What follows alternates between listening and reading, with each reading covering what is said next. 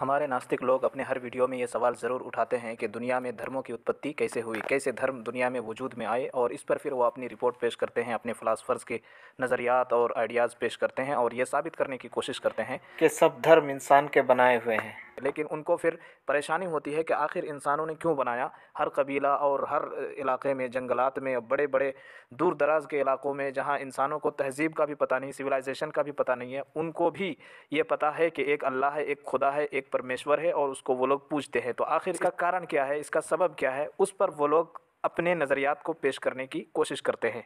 तो आइए देखते हैं इस वीडियो में कि वो लोग कौन से नज़रियात को पेश करते हैं और वो नज़रियात कितने खोखले हैं, इसका भी आपको इस वीडियो के अंदर अंदाज़ा हो जाएगा। तो हमारे साथ बने रहिए। तो दुनिया में धर्म की उत्पत्ति कैसे हुई, इस सिलसिले में ये लोग दो नज़रियात, दो थ्योरीज पेश करते हैं। पहली थ्योरी जिसे बर्न विलियम कफ ने और बर्ट्रैंड रसेल वगैरह ने पेश की। धर्म की उत्पत्ति का कारण और सबब कॉस्मिक फिनोमिना है, यानी इंसान ने जब देखा कि बाढ़ आ रहा है, सैलाब आ रहा है, बिजली कड़क रही है, तूफान और आंधी आ रही है, जलजला और भूकंप आ रहा है, तो उसे डर महसूस हुआ और उसने एक अनदेखी शक्ति को पुकारना शुरू किया अपने आप को इन सारी चीज़ों से बचाने के लिए। तो इस नज़रिया का खंडन हम करेंगे 4 सवालों के ज़रिए से। इन 4 सवालों का जवाब अगर कोई एथियस्ट, कोई नास्तिक दे दे तो हम समझ लेंगे कि वाकई इन्होंने कोई गौर फिक्र किया। जिस तरह से हमको ये लोग ताना देते हैं कि जो आस्तिक होते हैं वो लोग अंधा ईमान रखते हैं, अंधा यकीन करते हैं, तो हम भी इनको कहते हैं आपके जो स्कॉलर्स हैं, आपके जो आका है, आप भी उनकी बातों पर अंधा ईमान रखते हैं। तो हम 4 सवाल पेश करेंगे, आप भी ज़रा अपनी अकल का इस्तेमाल करें और उनके अंधे ईमान और अंधे विश्वास से बाहर निकलें।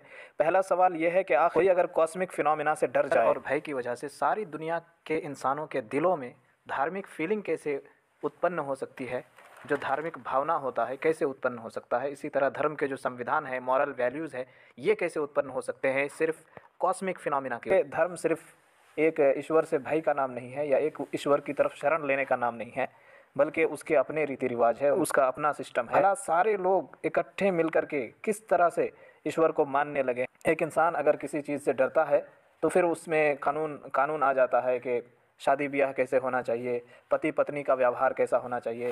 तो ये सारी चीज़ें जो धर्म में मौजूद हैं, जो मॉरल वैल्यूज़ हैं, इनका वजूद डर से हुआ। दूसरा सवाल हमारा ये है कि कोई भी कॉस्मिक फिनोमिना बार बार आता है, बार बार इंसान देख रहा है कि बरसात के मौसम में ज़्यादा बारिश होती है, सैलाब आ जा रहा है, या ज़लज़ला आ रहा है, या बिजली कड़क रही है, तो वो देख देख करके उसको आदत हो जाती है, उसकी तरफ ध्यान नहीं देता है।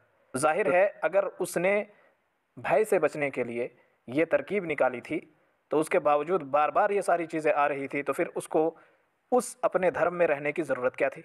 हमारा तीसरा सवाल ये है कि हम सिविलाइजेशन को देखते हैं तो वो जो पावरफुल सिविलाइजेशन बड़े बड़े वजूद में आए हैं, उसके अंदर धर्म एक आत्मा की हैसियत रखता है, यानी धर्म एक कारण बना, एक सबब बना बड़े बड़े सिविलाइजेशन को खड़ा करने का। तो जो चीज़ खौफ से, भय से शुरू हो, वो भला इतनी बहादुरी को कैसे जन्म दे सकता है। जो इंसान डर रहा था बिजली से, जो इंसान डर रहा था तूफान से, आंधी से, वो कैसे सिविलाइजेशन को खड़ा कर सकता था और बहादुरी के जौहर दिखा सकता था। एक दूसरे को मारने काटने पर तैयार होना, ये कैसे मुमकिन हुआ। चौथा सवाल हमारा कि अगर इंसानों को डर लग रहा था, पानी से डर लग रहा था, हवा से डर लग रहा था, बिजली से डर लग रहा था, तो इन्हीं चीज़ों की पूजा करने लगते।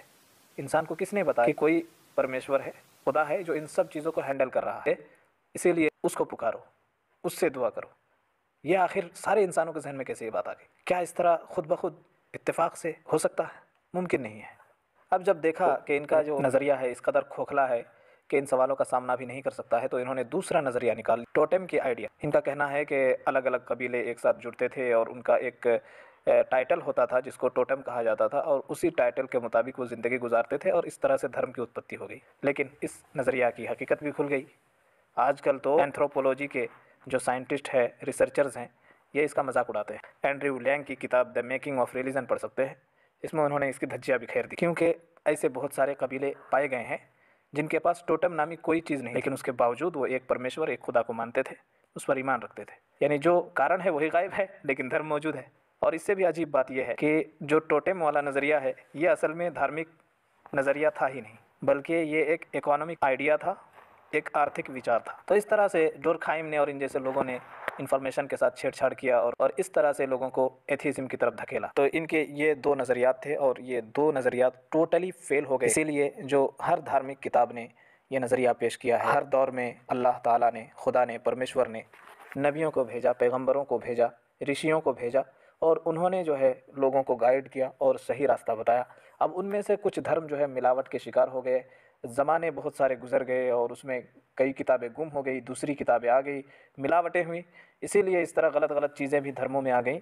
लेकिन अल्लाह तबारक व तआला का जो इंसाफ वाला निज़ाम है, इसके मुताबिक एक धर्म हमेशा रहेगा जो सच्चाई पर रहेगा। उस धर्म को खोजने की ज़रूरत है। अगर आप नॉन मुस्लिम्स हैं तो आप ज़रूर इस पर गौर कीजिएगा, हर धर्म की किताबों को पढ़िए, आपको खुद पता चल जाएगा कि सच्चा धर्म कौन सा है। बहुत बहुत शुक्रिया, धन्यवाद।